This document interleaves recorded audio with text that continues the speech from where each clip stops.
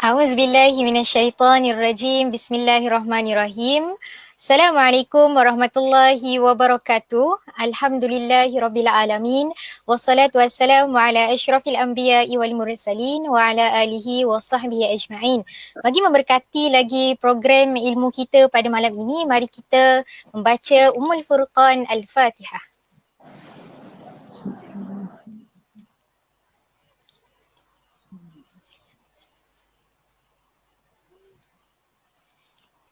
Amin, amin, ya Rabbal Alamin. Yang diraikan panel istimewa malam ini Puan Saadiah Ali, CEO Jejak Tarbiyah, serta yang dimulakan penonton setia siaran langsung kita pada malam ini.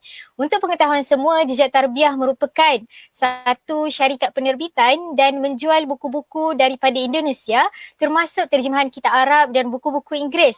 Selain itu, Jejak Tarbiyah juga merupakan platform kepada penulis tempatan untuk menghantar artikel-artikel yang ditulis. Dalam masa yang sama, matlamat Jejak Tarbiyah ini adalah untuk membina legasi terbaik dengan memperkukuhkan budaya membaca dalam kalangan masyarakat.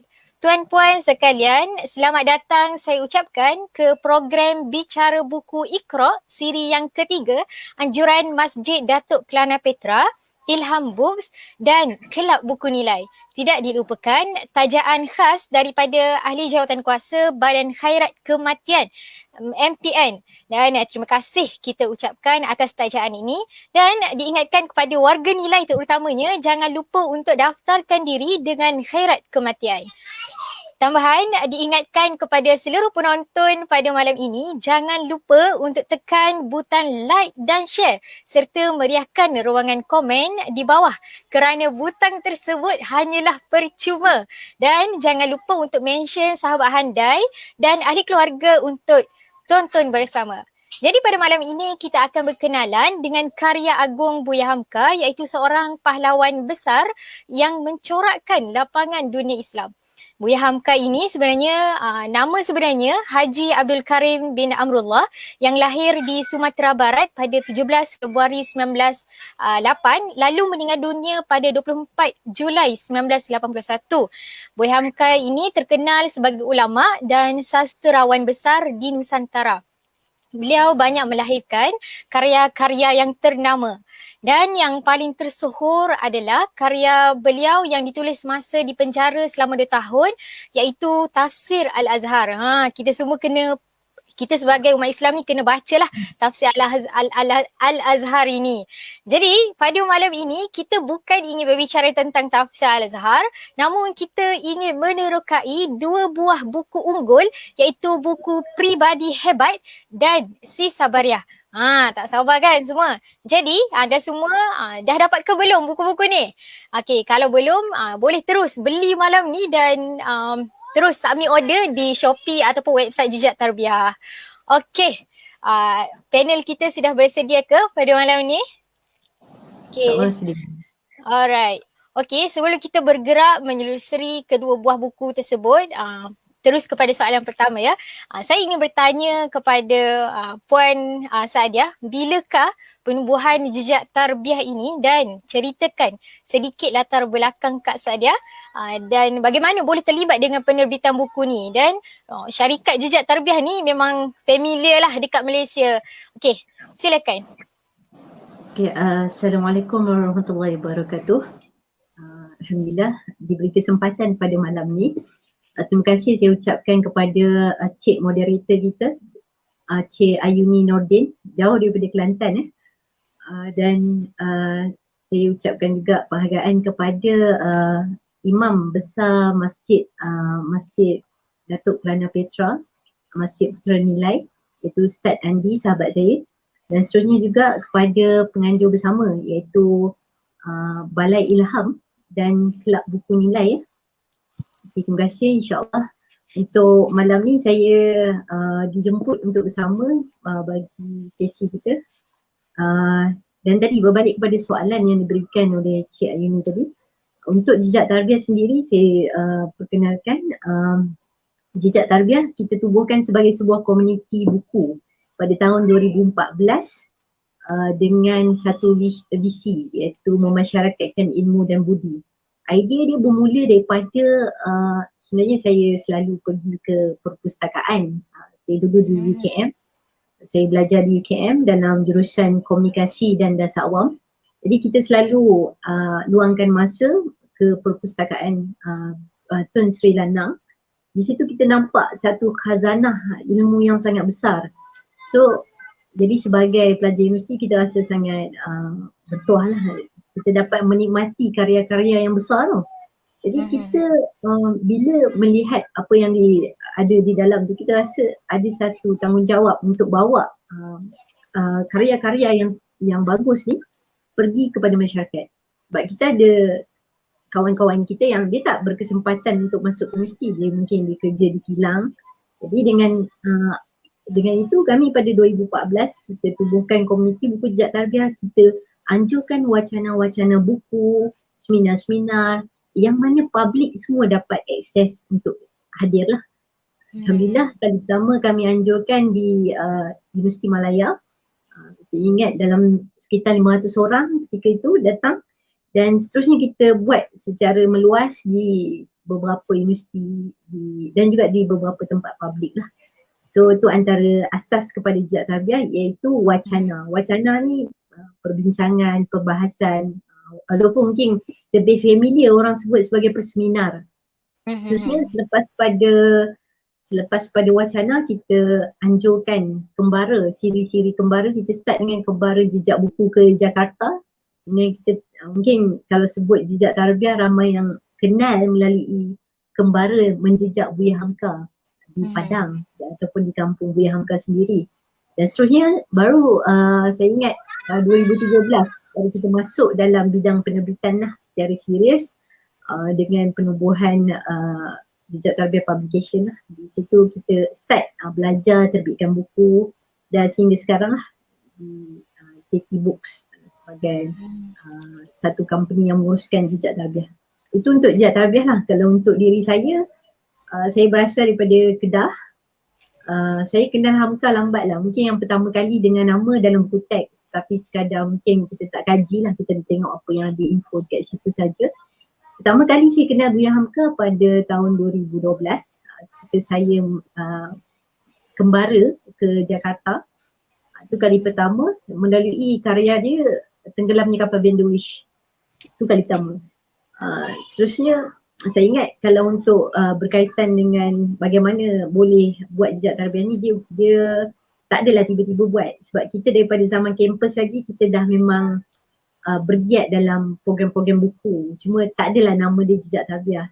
Selepas pada keluar kami ada bersama dalam Akademi Sinergi, ini satu lagi company event, kemudian kita giatkan lagi program-program macam tu.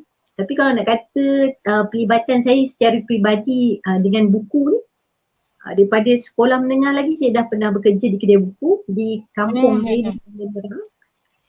Dan saya memang suka baca buku. Saya ingat darjah 1 tu pun saya dah memang minat sangatlah baca buku. Itu yang secara peribadi lah. Mungkin daripada minat sikit-sikit dia ada jodoh. Jodoh tu pula dia jadi panjang kan. Sehinggalah sekarang. Itulah kot. Okay, ringkas dan padat. Terima kasih Kak Sadiah cerita pasal pengalaman Kak Sadiah macam mana boleh terbitkan buku. Maksudnya keinginan dan juga minat kita tu boleh mencapai kepada sesuatu yang besar sebenarnya dalam hidup dan juga diri kita. Memang sangat terinspirasi lah dengan Kak Sadiah yang mana sejak zaman kampus, zaman universiti lagi ada tim dengan kawan-kawan wujudkan wacana yang ilmiah bedah buku dan sebagainya. Jadi memang satu habit yang bagus kita dalam kalangan mahasiswa, saya masih mahasiswa lah kira sebab belum grad lagi, memang kalau wujudkan budaya wacana sharing pasal buku ni memang sangat baik dan bagus lah untuk pembangunan diri kita. Jadi liku-liku dalam menubuhkan syarikat penerbitan ni memang sangat besar lah. Okay, kita pergi kepada soalan yang kedua. Okay, dalam menerbitkan suatu buku ni sudah pasti kita memang kena kenal lah. Macam Kak Sadiah cakap tadi, kita kena kenal dulu sosok tubuh siapa penulis tu apa semua. Jadi macam tu juga dengan karya Hamka, satu cabaran besar lah bagi Yunis sendiri fikir apabila kita ni rakyat Malaysia ni nak faham penerbitan karya Hamka yang jauh di Indonesia ni. Jadi sudilah Kak Sadiah kongsikan bagaimana boleh kenal Hamka. Yelah Kak Sadiah cakap kenal Hamka lambat sikit melalui buku-buku, tapi macam mana nak mengenali dengan lebih mendalam Hamka ni, dan boleh cerita sikit tak mengenai program Kembara Jejak Hamka tu. Okey, dipersilakan. Okay, terima kasih Yuni. Yang pertamanya saya rasa saya untuk Hamka ni dia bukan sekadar mengenal lah. Dia point dia adalah dia jatuh cinta sebenarnya. Ya, Bukanlah jatuh cinta. Yelah tak kenal tak, maka tak cinta, betul tak? Ya. Tapi yang pertama pada 2012 tu bila saya membaca karya dia Tenggelamnya Kapal Vanderwish, saya rasa itu satu sentuhan yang sangat mendalam bila kita membaca satu karya yang sangat indah kata-kata dia. Dia bukan pasal kisah cinta je, dia pasal kata-kata yang sangat indah, pemilihan perkataan yang sangat tepat, bahkan relevan. Sehingga sekarang saya rasa di Jejak Tarbiyah sendiri Tenggelamnya Kapal Vanderwish menjadi antara bestseller. Kata-kata yang sangat menyentuh hati, yang sangat ada nilai budi, yang ada kesantunan, yang kita rasa dia sangat suci. Itu yang kita, bila pengalaman membaca Tenggelamnya Kapal Vanderwish, itu yang saya rasakan. Sehingga kalau nak kata yang secara peribadi, saya baca berkali-kali, setiap kali baca nangis, setiap kali baca nangis. Itu antara yang berlaku lah. So bila kita jatuh cinta dengan kata-kata yang indah ni, saya ni masalah sikit kalau dah jatuh cinta memang akan buat sungguh-sungguh. So saya rasa saya perlu buat sesuatu.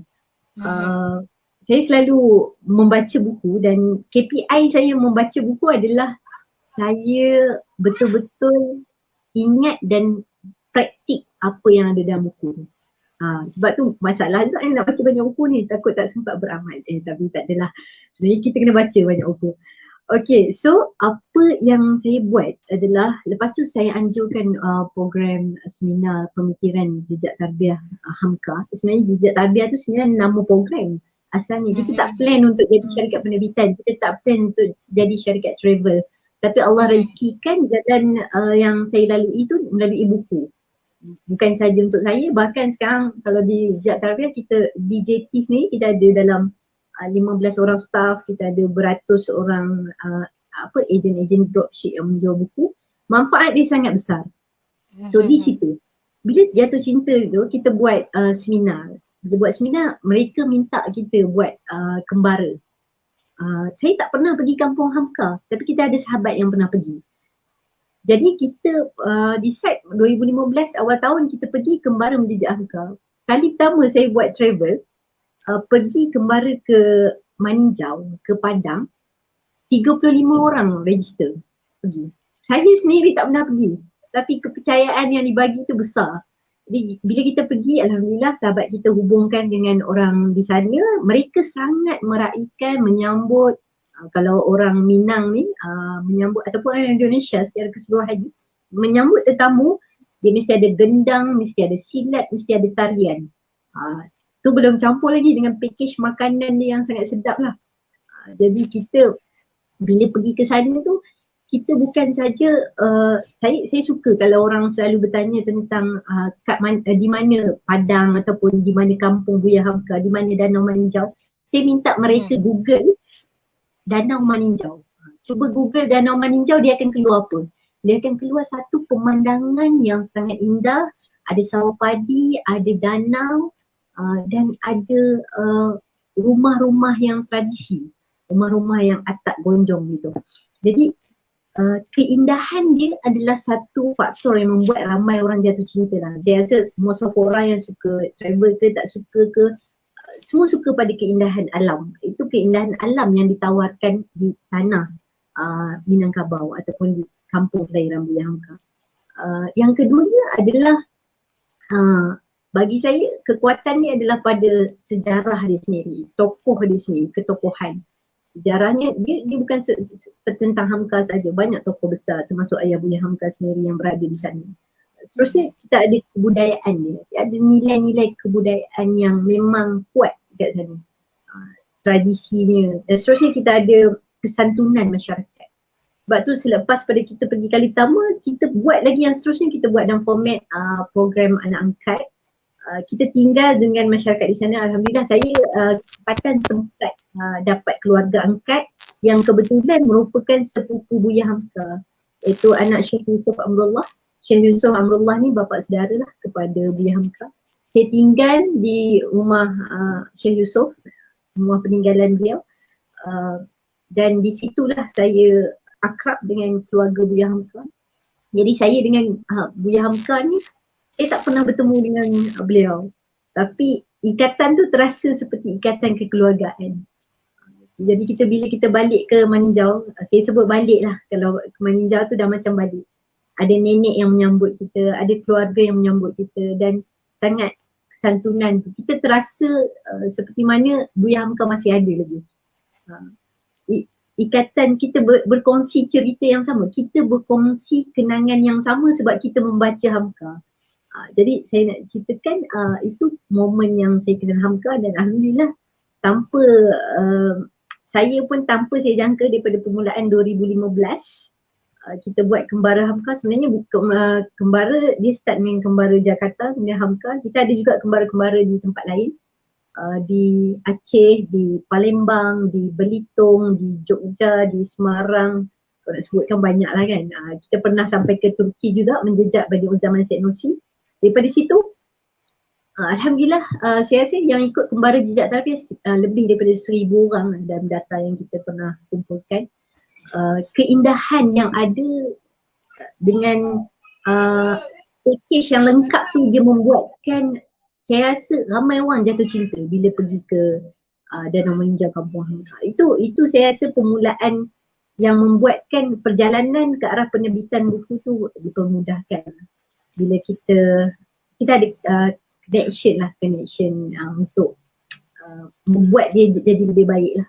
Jadi orang kampung di Maninjau, di Danau Maninjau memberikan sokongan yang padu kepada Jejak Tarbiyah dan setiap kembara kita dan juga dalam penerbitan buku. Mereka sangat memalukan. Saya pun dah bertemu dengan keluarga Buya Hamka, termasuk anak beliau iaitu Bapa Afif Hamka di Jakarta. Kita juga ada kembara, kita ke makam Buya Hamka, ke Universitas Al-Azhar, ke Masjid Al-Azhar, banyak tempat di Jakarta. Sebab Buya Hamka ni dia masa perjuangan dia tu di Jakarta selama 22 tahun. Untuk Hamka, bagaimana saya mengenal Hamka? Jadi, okey, terima kasih kepada Kak Sadiah. Untuk permulaan jawapan Kak Sadiah tadi, saya rasa memang sangat dekat dengan diri saya. Yang mana Kak Sadiah share mula membaca buku Tenggelamnya Kapal Van der Wijk.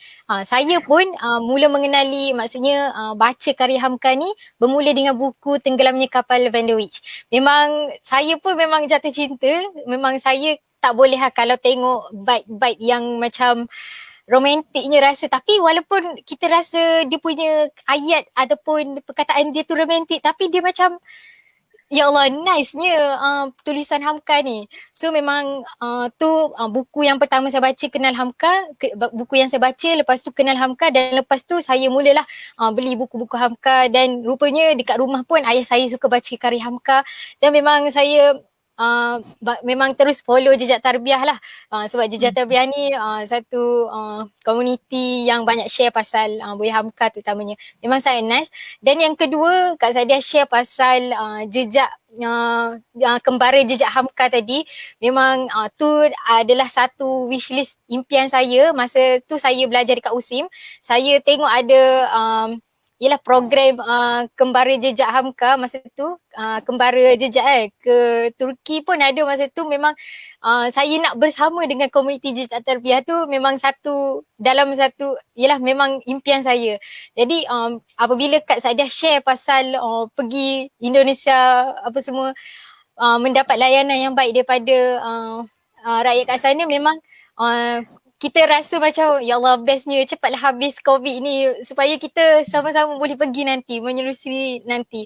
Sebab generasi Kak Sadiah mungkin maksudnya sekarang Kak Sadiah telah bina generasi Kak Sadiah untuk kenal dengan lebih mendalam Hamka. Dan mungkin suatu hari nanti rezeki generasi saya pula untuk pergi ke Indonesia, insyaAllah. Jadi memang sangat tertarik lah dengan sharing Kak Sadiah tadi pergi Indonesia dan sebagainya. Jadi pergi kepada soalan yang ketiga, semua orang kenal Buya Hamka, dan kita tidak nafikan bahawa penulisan Hamka ni memang sangat ramai suka kan. Jadi Kak Sadiah boleh kongsikan tak jumlah sebenar karya Hamka ni? So ialah kita tengok mungkin beberapa buku yang dijual di Jejak Tarbiyah ataupun PTS. Jadi kita yang peminat Hamka ni tak tahu exact jumlah buku yang Hamka tulis. Dan mengikut pandangan Kak Sadiah, sejauh mana penulisan Hamka ni dia mempengaruhi seseorang individu dan sesebuah masyarakat terutamanya. Sebab ialah kita tahu Hamka ni memberi impak yang sangat besar dekat Nusantara kita. Jadi dipersilakan. Okey, yang pertama berkaitan tentang jumlah sebenar karya Buya Hamka yang beliau tulis, sebenarnya banyak kajian. Saya tengok UKM pun ada banyak buat kajian, di Indonesia pun ada, kita pun ada list kita. Tapi secara kesimpulannya saya boleh ambil jumlah yang kita boleh nyatakan tu adalah 100 lebih lah. Saya nak sebut 100, ada yang kata 110, ada yang kata 120. Okey, tapi 100 lebih tu adalah jumlah yang kita dapat lah. Itu pun yang kita dah ada list. Dia ada beberapa. Yang pertama yang memang Hamka terus tulis jadi buku. Ada juga yang kebanyakan buku dia ada dulu ditulis di beberapa majalah seperti majalah Pedoman Masyarakat, Panji Masyarakat, Suara Islam yang dijadikan buku. Ada yang beliau yang jadikan sebagai buku, dan ada yang apabila beliau meninggal pihak penerbit yang menjadikan karya-karya itu sebagai buku. Jadi untuk menyebut secara umumnya saya katakan dalam 100 lebih lah, tu yang secara umum. Okey, tapi ada satu kajian yang daripada PNM, Perpustakaan Negara Malaysia, kajian Malaysia lah menyatakan bahawa kajian ni dah lama sebenarnya 2014 lah. Masa tu Jejak Tarbiah pun tak terbit lagi buku, PTS pun baru nak start. Masa tu 70% karya Hamka yang diterbitkan, 70% tu ada diterbitkan di Malaysia. Ketika itu saya ingat yang terkenal menerbitkan karya Buya Hamka ni yang terawal adalah Pustaka Antara. Kemudian kita ada Pustaka Nasional di Singapura yang terbitkan tafsir dan juga beberapa buku dia. Kemudian kita ada Pustaka Dini, tu yang sebelum ni lah. Kemudian kita berlaku kemunculan semula orang kata gelombang Hamka masa tu.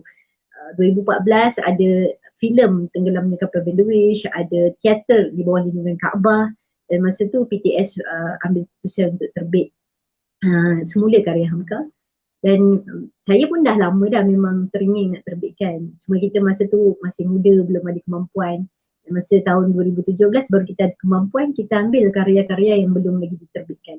Jadi itu untuk jumlah lah. Tapi saya nak sebut satu lagi adalah bila ada orang selalu cakap kenapa Hamka selalu tulis pasal cinta, pasal perempuan. Sebenarnya Hamka dia, kenapa saya memilih dia masa saya buat keputusan untuk buat satu event pada 2014 tersebut adalah kerana dia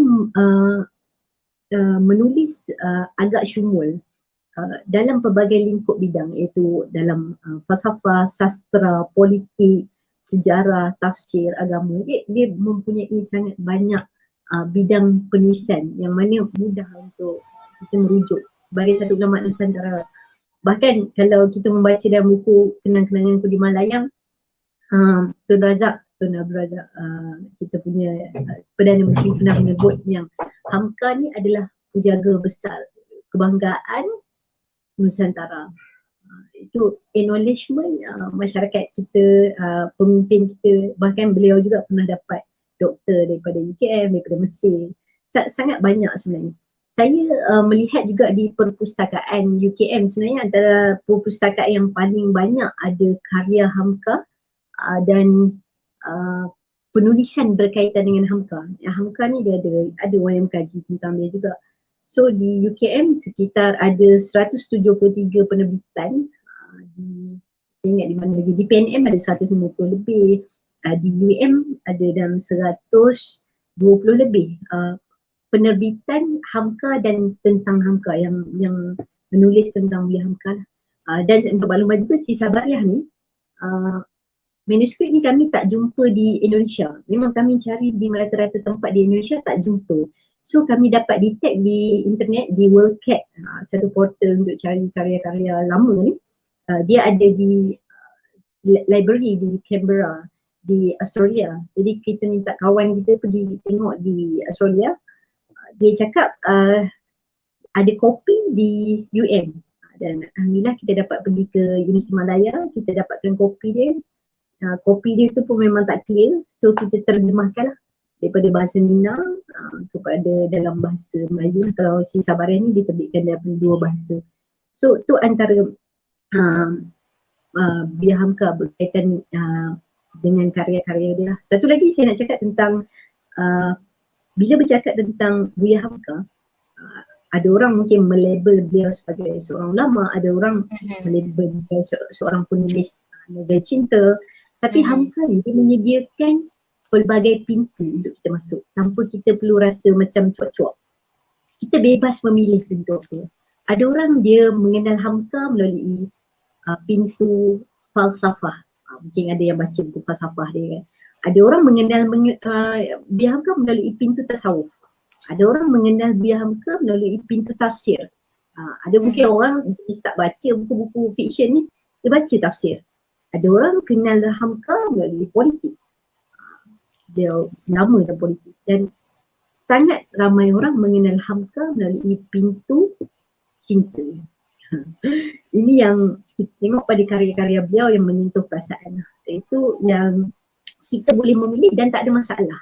Sebab tu di Jejak Tarbiah kita menyasarkan orang yang start baca fiksyen, dia akan baca non-fiksyen.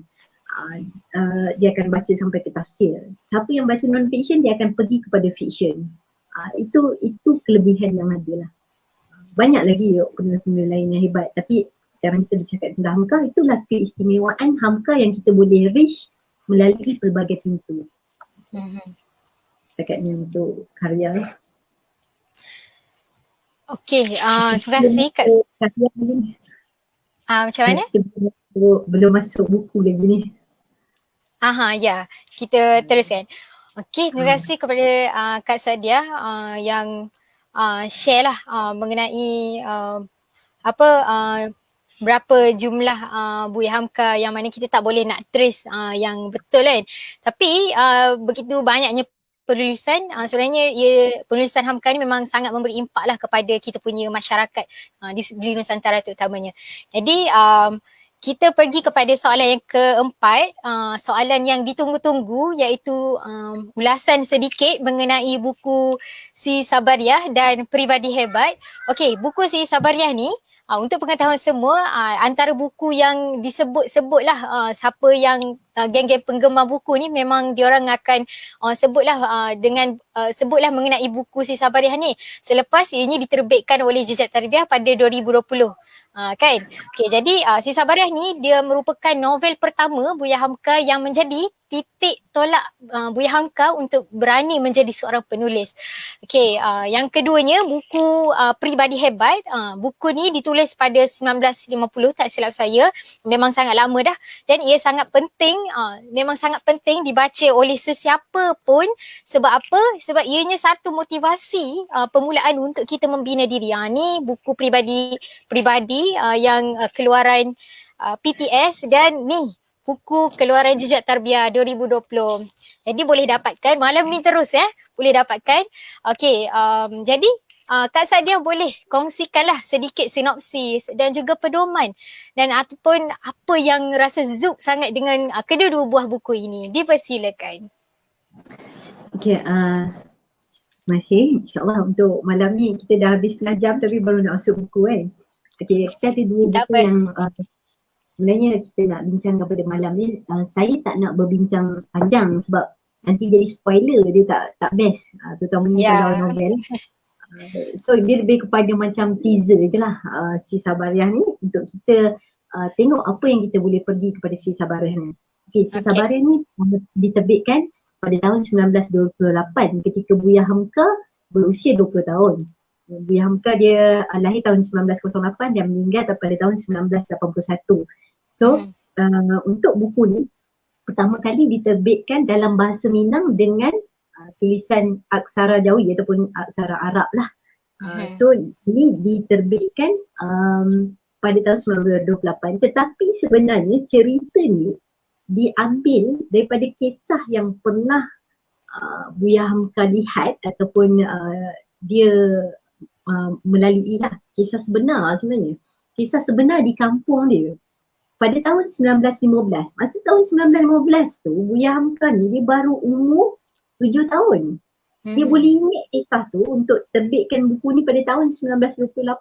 Kita 7 tahun tak tahu ingat kisah apa kan. Tu antaranya lah. So kisah ni jarang sangat orang tahu tentang apa. Si Sabariah cerita tentang 3 watak utama. Si Sabariah seorang isteri yang santun, yang sopan. Dia berkahwin dengan seorang pemuda dengan restu mak dia sendiri, dengan pilihan mak dia sendiri, iaitu Pulai. Pulai ni nama suami dia. Dan mak dia sendiri, mak Si Sabariah ni nama dia Sariaman. Jadi duduklah mereka di Sungai Batang. Sungai Batang ni memang kampung Buya Hamka, tepat-tepat dia di Danau Manjau. Jadi kisah ni dipersembahkan dalam bahasa Minang dalam bentuk khabar. Khabar ni apa? Mungkin ramai yang tak tahu lagi khabar ni apa. Sebab tu bila baca buku ni, dia tak macam baca novel biasa. Dia sangat indah dengan kata-kata. Saya mungkin nak sebut pasal keindahan dia tu kena tunjuk sikit lah. So ini teks bahasa Melayu dia. Dia start dengan pantun. Dalam ni ada pantun, ada pepatah. So ini saya baca yang versi bahasa Melayu lah. Di belakang ni dia ada 2 versi. Dia ada bahasa Minang juga. Jadi siapa yang nak cuba asah bakat dalam bahasa Minang tu boleh cuba. Terutamanya mungkin orang yang ada darah-darah Minang sikit ataupun Negeri Sembilan boleh cubalah. So di sini dia bermula dengan pantun. Tinggi bukit di seberang tampak nan dari tanah merah, berkelok rupa kampung pandan ke danau pergi menyelam. Dia adalah beberapa lagi. Dan kita juga ada letakkan beberapa ilustrasi di dalamnya yang mudah lah untuk nampakkan gambaran keindahan kampung misalnya. So dia khabar ni adalah kisah ataupun bercerita. Ada satu, kalau kita pernah dengar perkataan Minangkabau ni dia ada kita biasa sebut Padang ataupun Sumatera Barat disebut sebagai ranah Minangkabau ataupun tanah Minangkabau. Ini Minangkabau ni dia ada beberapa takrifan sebenarnya. Tapi yang dua yang terkenal, yang pertama Menangkabau. Nama asal itu. Dia orang bertanding kerbau, salah satu menang lah. Yang kedua adalah Minangkabau. Minangkabau, maksudnya menyampaikan khabar. Jadi khabar tu adalah satu tradisi dalam masyarakat Minang. Saya rasa dalam masyarakat Melayu pun ada. Kita ada kisah dongeng, kita ada bercerita. Kita suka orang tua bercerita. Dan Buya Hamka ni dia dibesarkan oleh andung dia, antaranya andung ni atuk dia lah. Di kampung ketika mana dia usia 4 tahun dia dah ditinggalkan oleh mak dan ayah dia yang masa tu mak dan ayah dia pergi ke Padang mengajar kat sana, ayah dia mengajar kat sana.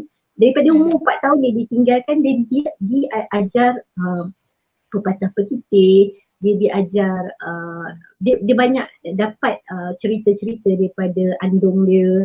Kemudian andung ni juga merupakan seorang dulu guru tarian. Jadi banyak dia mendengar kisah, dia melihat sini, meneliti bagaimana apa yang berlaku ketika tu. So ditumpahkan dalam karya yang sangat indah ni. Indahnya indah pada bahasa. Tapi kalau ending dia tragis. Ending ni memang orang cakap plot twist lah. Kita biasa baca karya Hamka, biasanya kita boleh expect sikit ending dia apa. Ini memang sedih lah, sedih. Ataupun ada juga Merantau ke Delhi, happy ending. Tapi untuk buku ni, plot dia adalah cerita dia secara ringkas ni macam ni.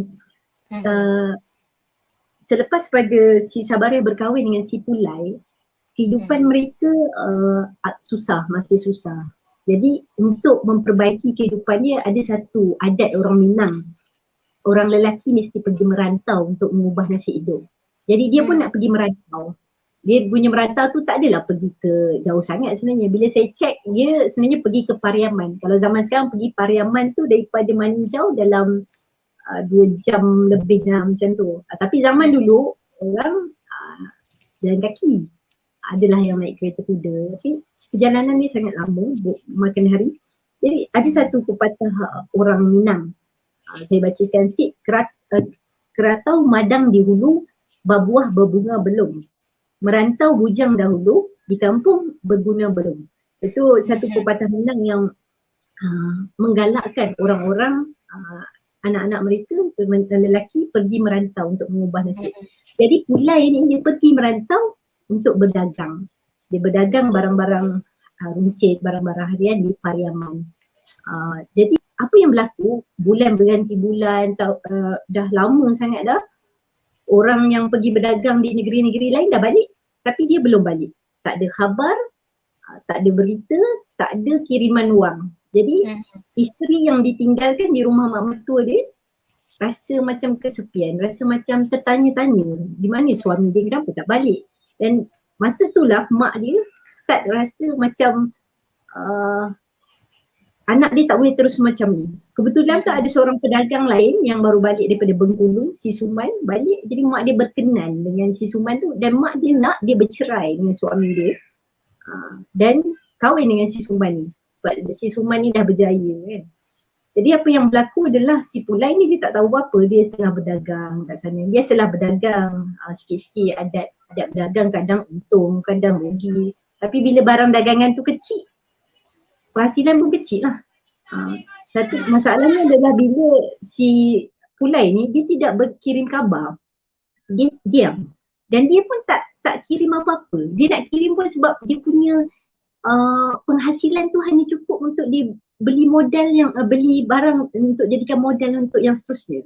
So uh, ada satu perasaan yang berlaku dekat orang Minang ni. Betul. Nak sebutkan perasaan mungkin beza kan, tapi maksudnya ada satu macam adat orang Minang ni lah. Dia rasa kalau bagi sikit ataupun dia rasa ada perasaan malu tau. Ada perasaan malu sebab tu dia tak kirim khabar. Takkanlah tanya khabar saja, takkan hantar surat saja, tapi tak bagi apa-apa kan, macam tu lah. Ada perasaan malu tu. So perasaan malu untuk dia sebab dia tak dapat nak bagi apa-apa kat isteri dia, menyebabkan dia langsung tak hantar khabar. Sedangkan isteri dia kalau khabar pun dah okey. Macam tu lah kan. So benda ni tak ada komunikasi, menyebabkan akhirnya berlaku tindakan mak dia tu, minta anak dia minta cerai.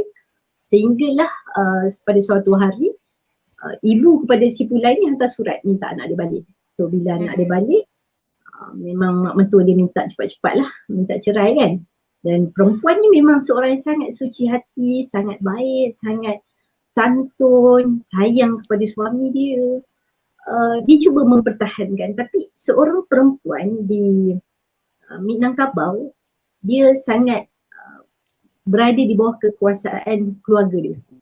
Jadi dia tak ada daya sangat. Kalau kita menonton Tenggelamnya Kapal Vanderwish versi filem, kita akan rasa macam Hayati fight lah untuk Zainuddin. Zainuddin memang betul-betul cintakan dia. Kenapa tak fight? Itu je yang mampu Hayati buat. Kita selalu sebut orang lelaki selalu menyebut kejamnya Hayati. Hayati berada dalam keadaan tersepit. Nak dibuah mati anak macam tu kan. So itu yang berlaku dekat orang di sana. Budaya yang mengikat dia, tradisi yang mengikat dan keterikatan kepada keluarga yang tu sangat kuat. Terutamanya bila dia perempuan. Sebab harta suku, ni dalam mereka ada pepatih ni selain daripada mengikut Islamnya, faraid dan sebagainya, dia ada dia punya harta budaya, adat yang dia mesti ikut. Contohnya harta suku ni macam satu kaum lah. Kaum mereka jatuh kepada waris perempuan. Jatuh kepada anak perempuan. Jadi itu yang berlaku sehingga anak perempuan tu sangat dijaga. Sangat di protect lah oleh dia punya kaum kerabat dia. Jadi bila balik situ, suami dia dah lah pergi ke luar nak merantau, balik pun tak mampu nak bagi apa, balik dengan keadaan rasa macam dikhianati, faham tak? Sedangkan dia keluar dengan cita-cita untuk mengubah nasib keluarga dia. Tapi bila balik, mak mentua dia minta isteri dia minta cerai kepada dia. Jadi orang lelaki ni, Pulai ni dia sangat down lah. Bila dia sangat down, orang bila dia berada dalam kemiskinan, dia rasa hidup dia sempit. Dia rasa macam down lah. Kalau kita pun pernah kot kan, tak ada duit, rasa down, lepas tu buat apa pun fail kan. Jadi dia jadi tak boleh nak fikir panjang, tak ada wawasan hidup lah. So dia rasa macam hidup dia tu dah mungkin berakhir macam tu. So itu menyebabkan dia sanggup buat sesuatu yang kita tak jangkakan pada akhir tu. Saya tak nak cerita apa yang berlaku pada akhir ni sebab tak best lah kalau saya cerita. Tetapi sangat tragis dan benda ni menggemparkan seluruh masyarakat di Sungai Batang. Itu yang berlaku.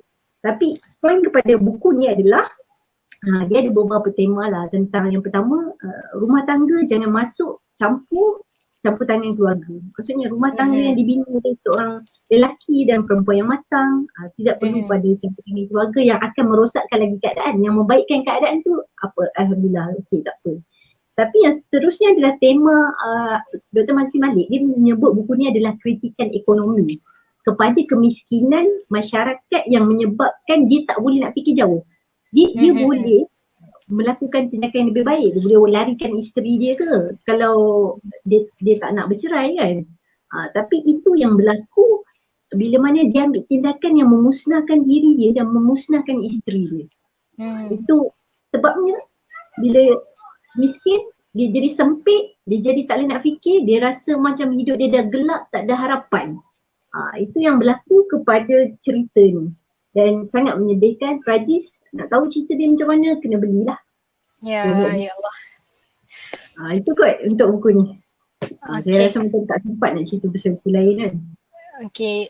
Saya baru baca suku buku ni tapi yelah memang excited nak habiskan tapi rasa macam ya Allah tak sagutnya nak hadap tragis tu.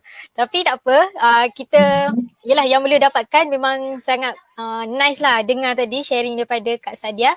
Okey, boleh pergi kepada perkongsian mengenai buku Pribadi Hebat. Buku ni power Okay. ni buku ni. Saya pun ada baca soalan daripada Cik Muhammad Shah Abdullah Ya. Dia puan berkongsi pentingnya pendidikan karakter building seperti diungkapkan dalam karya beliau Pribadi Hebat.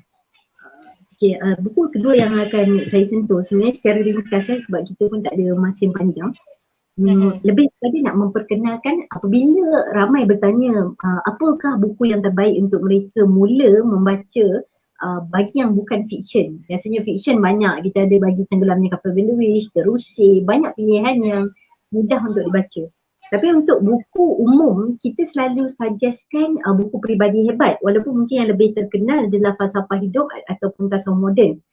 Yang tu dia menarik tapi dia agak berat sikit untuk orang yang mula membaca hangka. Jadi saya selalu sarankan Pribadi Hebat. Pribadi Hebat ni sebenarnya judul asal dia Pribadi sahaja pada tahun 1941. Diterbitkan pada tahun 1941. Jadi buku ni memberikan pengaruh yang sangat besar terutamanya kepada saya lah, dan buku ni adalah refleksi yang selalu saya buat untuk diri sebelum kita pergi kepada orang lain lah. Dan di sini saya bukanlah nak mengajar atau apa tapi nak berkongsi apa yang menarik tentang buku Pribadi ni. Sebelum kita pergi kepada banyak perkara dalam kehidupan kita, pertama kali bila kita mencapai kedewasaan ataupun kita berada dalam fasa dewasa, perkara pertama adalah kita melihat kepada diri kita, merenung kepada diri kita. Start daripada sini, walaupun mungkin kita ada yang belajar di sekolah agama dan sebagainya, kita start bila mungkin dewasa kita baru start fikir tentang hakikat Tuhan. Dekat situ kita cari tentang fungsi diri kita dan apa nilai diri kita perlu ada sebagai seorang manusia. Jadi kalau kita renungkan, pribadi ni adalah kalau kita sebut sebagai sifat, sosok tubuh, karakter yang selalu kita sebut kalau bahasa Inggeris personality. Itu antara yang kita tahulah tentang pribadi. Tapi kita Buya Hamka di dalam buku Pribadi Hebat ni, dia menyebut tentang perumpamaan di antara manusia dengan kerbau. Dia sebut 20 ekor kerbau yang sama gemuk, yang sama kuat, yang boleh kalau kerbau ni banyak kerja kat sawah lah untuk tarik pedati. Kalau kerbau harga dia sama je 20 ekor tu. Kalau beza pun sikit-sikit lah. Mungkin harga kerbau lah kan. Tapi manusia, kalau 20 orang manusia, dia ada kepandaian yang sama, dia ada kekuatan, dia ada mungkin degree dia sama, tapi nilai diri dia takkan sama macam kerbau. Saya bukan nak cakap manusia tu kerbau ke apa, tapi penilaian dia. Sebab apa? Sebab manusia ni dia dinilai pada peribadi dia. Yang kita tak nilai dekat kerbau tadi adalah peribadi kerbau. Dia tak kata ini kerbau ni lebih baik, macam tu lah kan. Walaupun zaman sekarang ni ada orang bela-bela kerbau macam haiwan kesayangan kan. Jadi itu yang kita nak nilai, beza antara kita. Jadi di dalam buku ni Buya Hamka menyebut tentang bagaimana orang-orang yang memberikan impak dalam sejarah kehidupan. Kalau kita tengok di mana-mana negara Indonesia sini termasuk kita ada tokoh-tokoh besar. Tokoh-tokoh besar ni adalah orang-orang yang ada yang datang daripada background yang keluarga bangsawan, ada yang datang daripada background biasa, ada yang daripada rakyat biasa, ada yang daripada orang miskin. Tapi mereka tumbuh menjadi seorang tokoh kemerdekaan, tokoh sejarah, pelbagai tokoh-tokoh yang hebat. Kalau di Indonesia, orang tokoh besar mereka seperti Soekarno, Bung Hatta, antara tu tokoh-tokoh besar. Tokoh-tokoh ni orang-orang yang sama macam kita. Melalui kehidupan yang sama macam kita, ada yang pendidikan hampir sama dengan kita, makan, sedih, ada perasaan-perasaan yang sama dengan kita. Tapi apa yang menjadikan mereka lebih besar, lebih besar ni sebab dia ada satu kemerdekaan peribadi. Ini yang disebut. Kalau kita sebut macam mana cara nak memerdekakan bangsa kita ni, yang first dia kena memerdekakan peribadi. Sebab tu dalam buku ni Buya Hamka menjelaskan sifat-sifat peribadi. Dia ada beberapa lah kalau kita go through pada buku. Sifat, akal budi, kemahuan, cita-cita itu yang membezakan di antara kita. So dalam ni bila Buya Hamka menyebut tentang peribadi tu, dia menjelaskan ada beberapa perkara lah. Yang pertama, orang yang budiman. Kita selalu bertemu dengan seseorang, saya tak tahu kalau Ayu ni, kita bertemu dengan seseorang, kita ingat peribadi dia, kita ingat kesantunan dia, kita ingat kata-kata dia, kita ingat bagaimana diri dia tu membawakan diri dia kepada masyarakat, dan kita rasa admire lah bahasa kita kan. Ya, betul. Dan orang-orang ni orang yang menjadi cerminan macam mana dia mempunyai satu cita-cita yang kuat, kemahuan yang kuat. Apa yang dia kata dia buat. Apa yang orang boleh bercakap, tapi tak ramai orang yang boleh buat apa yang dia cakapkan ataupun yang dia belajar, yang dia buat. Jadi dalam buku ni dia menyebut tentang bagaimana kita ni mempunyai nilai-nilai, kemahuan, cita-cita, tujuan hidup yang jelas yang memunculkan peribadi kita. Sebab tu dia sebut banyaklah guru, doktor, engineer, orang yang banyak baca buku, orang yang ada banyak koleksi buku, orang yang ada diploma, orang yang ada ijazah, banyak-banyak. Tapi dia ni mati. Dia orang yang ada jawatan tapi mati. Sebab apa? Sebab dia bukan orang masyarakat. Dia bukan orang masyarakat ni, dia hidup untuk kepentingan diri dia semata.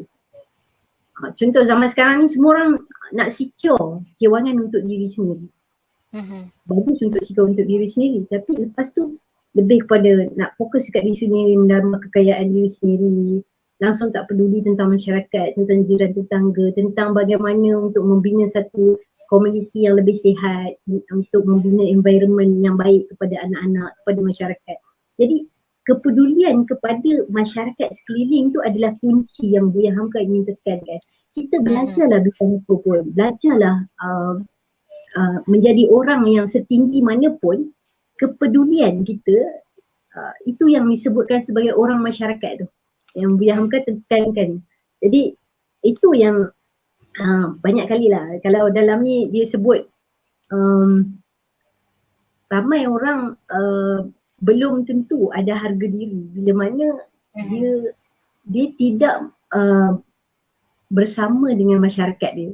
Kalau kita lihat sekarang ni banyak benda lah, kadang banyak isu yang berlaku, sama ada kita nak turut serta dalam isu tu ataupun nak tidak, dan adakah isu-isu tu memberikan manfaat kepada masyarakat kita. Jadi itu sedikit lah tentang buku peribadi hebat ni. Saya pernah mengadakan satu seminar, ketika tu seminar falsafah hidup. Jadi yang datang tu antaranya adalah seorang India yang berbahasa India, seorang pelajar master di UPM. Beliau datang, beliau kata beliau dah baca habis buku peribadi hebat dan dia rasa ini adalah satu buku motivasi yang sangat bagus untuk diterjemahkan kepada bahasa Inggeris, sebab bangsa lain pun selain daripada Muslim pun rasa sangat dekat. Kalau perasan buku ni Buya Hamka dia macam buku motivasi sikit. Dia menyentuh something yang sangat general yang tidak kita terasa terhad kepada orang Islam saja, bahkan orang-orang daripada bangsa lain pun ada. So dalam ni kalau kita pergi go through sikit, first Buya Hamka bercakap pasal peribadi, nilai seseorang. Lepas tu yang memunculkan peribadi tu, daya tarik, cerdik, menimbang rasa. Seterusnya dia sebut juga tentang yang melemahkan peribadi. Ini yang perkara yang kita kena take note. Yang first untuk menjadi bayang-bayang orang lain. Kita ni dalam hidup kita kena jadi orang yang ada pendirian kita sendiri. Bukan ikut je orang lain. Bukan orang tu macam tu, kita pun nak macam tu. Sebenarnya sama juga tidak tentu arah, menjadi berdalu, cuma bertempik dekat orang lain. Sikap-sikap yang hebat lah. Sebab tu di hadapan ni cover dia terkenal lah kalau quotes yang selalu disebut, kepada pemuda bebanmu akan berat, jiwamu harus kuat, akan tetapi aku percaya langkahmu akan jaya, kuatkan peribadimu.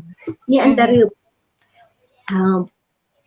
sebenarnya dia lebih kepada karakter lah, karakter kita yang kita boleh teliti satu-satu, macam mana pertuturan kita, percakapan kita, kesantunan kita bila bercakap. Saya pun bukanlah orang yang fasih untuk bercakap tentang perkara ni, tapi ini macam saya sebut tadi, dia adalah buku yang baik untuk refleksi diri. Jadi saya sendiri jadikan dia sebagai refleksi diri lah. Kadang bila kita nak bercerita ke orang susah sikit sebab kadang dia lebih kepada motivasi diri lah. Jadi saya sarankan untuk baca ni. Dia ada beberapa perkara lah yang disebut dalam buku ni tentang, contohnya tentang perkara yang melemahkan semangat. Yang melemahkan semangat ni ada dua. Yang pertama prasangka, yang kedua busuk hati. Jadi kita kalau nak jadi orang yang kuat semangat, dan kita pun tahu dalam kehidupan ni kita nak kena jadi orang yang sentiasa bersemangat untuk meneruskan kehidupan, kita jangan berprasangka. Yang kedua, hati kita kena jaga. Apa yang baik daripada orang, kita doakan baik. Jangan kita kalau nampak orang maju sikit, doa buruk-buruk, minta supaya dia jatuh. Itu tak boleh. So banyaklah perkara, saya rasa antara benda yang menyentuh saya dalam buku peribadi hebatnya adalah dia kata jangan takut orang menjatuhkan kita. Sebab dia kata apa? Kerana itu tandanya kita sedang berada di atas. Sebab orang yang berada di kat bawah, dia tak akan dijatuhkan, dia tak akan boleh dijatuhkan. So kita relax kalau orang nak jatuhkan kita. Itu tandanya kita di atas. Bukan nak suruh kita meninggi diri ke apa. Jadi itu yang kita boleh belajar lah sedikit. So antara lain-lain dia banyaklah memberikan nilai-nilai peribadi, memberikan contoh-contoh beberapa tokoh yang kalau dalam ni banyak tokoh Indonesia lah, contoh Soekarno. Buya Hamka, kita pernah dengar lah Buya Hamka ni dia pernah dipenjarakan oleh Soekarno. Tapi dalam buku ni banyak dia cerita tentang kehebatan peribadi Soekarno. Walaupun memanglah buku ni pada tahun 1941 sebelum Buya Hamka dipenjarakan. Tapi memang Buya Hamka dengan Soekarno ni pun memang bersahabat baik. Jadi dia menceritakan masa tu Bung Karno ni orang yang besar, orang yang hebat, dah jadi presiden. Tetapi beliau bila bertemu dengan orang-orang yang pernah membantu ketika masa muda dia, masa perjuangan dia walaupun orang tu orang biasa-biasa, tak ada pangkat, tak ada jawatan, dia akan menyapa, meraihkan orang-orang. Tu dia orang yang berjiwa besar dengan orang yang ada nilai diri dia. Orang yang ada nilai diri, dia tak akan pandang rendah dekat orang lain. Dia akan sentiasa meraihkan, dia akan sentiasa menjaga, memberikan perhatian. Itulah sedikit ulasan saya untuk itu ni. Mungkin dah ada masa. Itu kot, minta maaf terlajak pula. Tak apa. Okay, baik, terima kasih kepada Kak Sada di atas perkongsian yang baik mengenai buku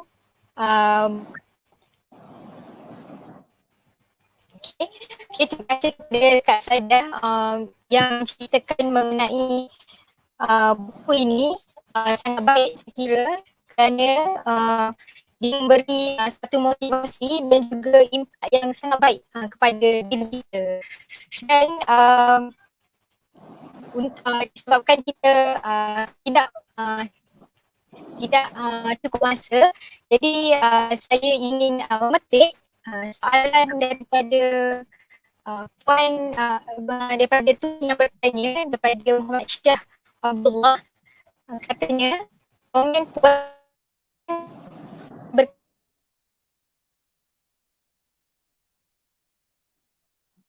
Boleh hilang. Okey. Ini komen Puan berkaitan pengaruh adat dan wanita dalam kebanyakan karya fiksyen Buya Hamka. Justru Rana Minang terkenal dengan adat yang mengalir nuansanya ke Negeri Sembilan.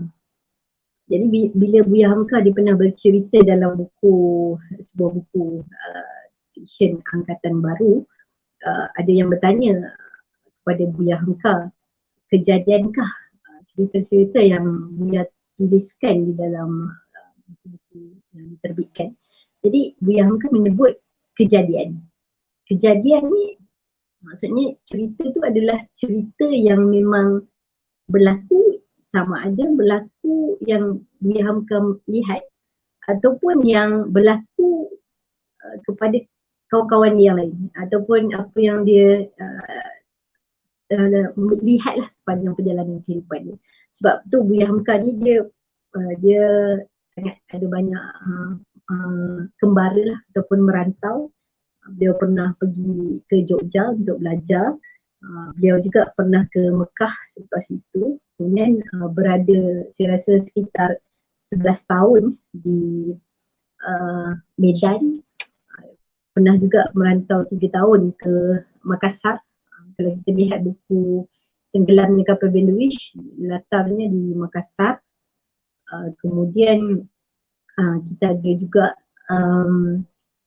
di Jakarta selama 22 tahun, iaitu masa perjuangan beliau. Jadi itu yang memberikan pengaruh lah kepada beliau lah. Nah,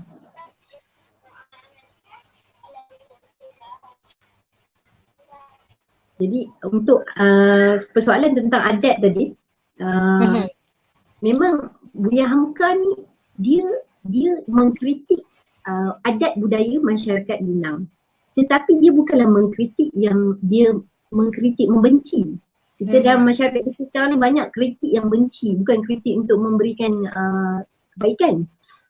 Jadi Buya Hamka ni dia sayang, dia nak kita mencari jalan tengah ataupun keadaan yang lebih baik.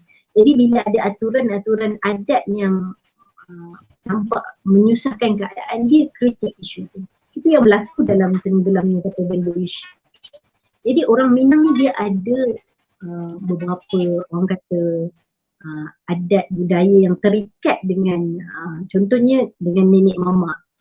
Dengan nenek mamak ni kaum kerabat lah, sebab mereka ada suku yang mana terikat dengan keluarga di sebelah ibu.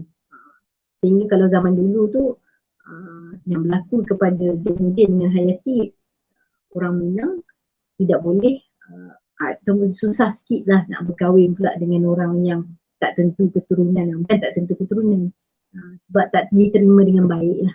Jadi nak ada berkahwin dengan keluarga yang ada nama, yang ada harta, dan itu berlaku. Dan kemudian adatnya juga adalah bila mana kaum dia berlaku apabila orang perempuan dia protect orang perempuan. Dan itu saya sebenarnya ada pengalaman sendirilah juga dalam hal ni, bila mana kita melihat kalau orang kita orang lelaki pergi meminang orang perempuan, tapi di sana orang perempuan pergi meminang orang lelaki, dan bila orang lelaki berkahwin dengan orang perempuan, dengan perempuan Minang, dia akan datang dan tinggal di rumah keluarga perempuan. Jadi bila mana mungkin nasib dia kurang beruntung, bila dia terpaksa pergi lah, terpaksa pergi bila bercerai ke apa ke, dia terpaksa pergi tinggalkan sebab dia tak ada apa-apa. Itulah yang berlaku dekat masyarakat Minang. Kritikan adat tu sangat ada banyak aspek, tapi tu antaranya lah yang disebut banyak karya Buya Hamka dalam angkatan baru sendiri mengkritik tentang bagaimana arah tuju pendidikan anak-anak perempuan di sana ketika tu, termasuk pendidikan Islam lah. Itu antaranya lah.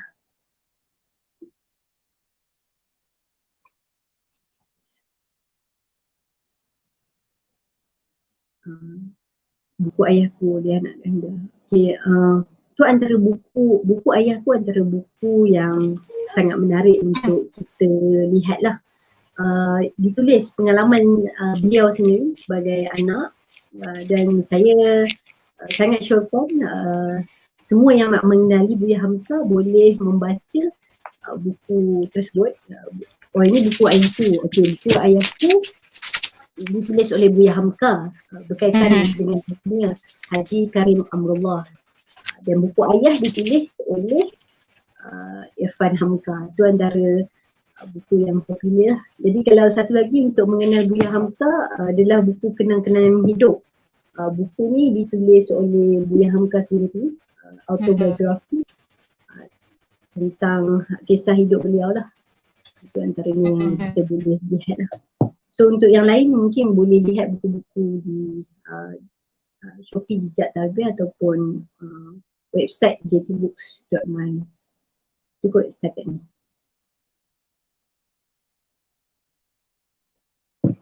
Okay, moderator ada ke?